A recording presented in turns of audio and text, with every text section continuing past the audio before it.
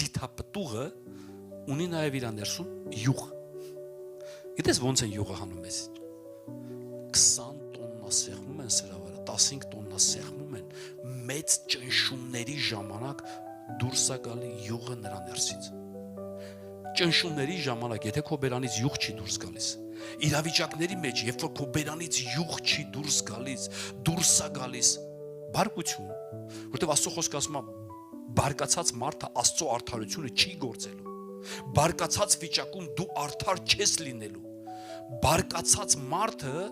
լինելու է մարդ, որ տեղ է տվել սատանային։ Որտեղ Աստծո խոսքը ինչ ասում,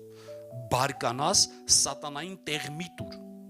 Ես կուզեմ ես պատկերը դու պատկերացնես։ Եթե ես սատանային տեղ տամ, նախ եւ առաջ ես իմ տեղից պիտի հելնեմ, ասեմ նստիր։ Դու պիտի քո դիրքը կորցնես,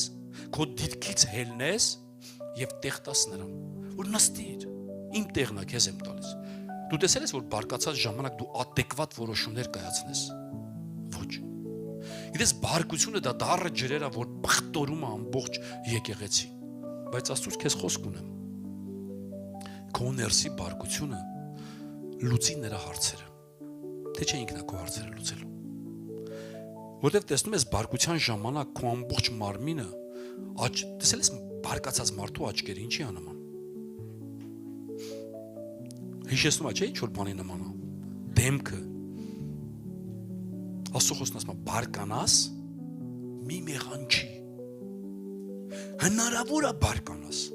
հնարավոր է բարկանաս, բայց ասում է լեզվիդ մի տուր, մի սկսի խոսելը, այդ ինչ որ կա ներսում, հանգցրու ունդը,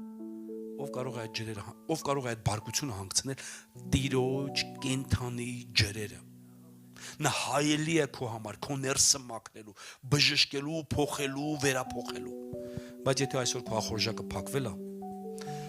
ջրերն էլ կտրել ես, դժվար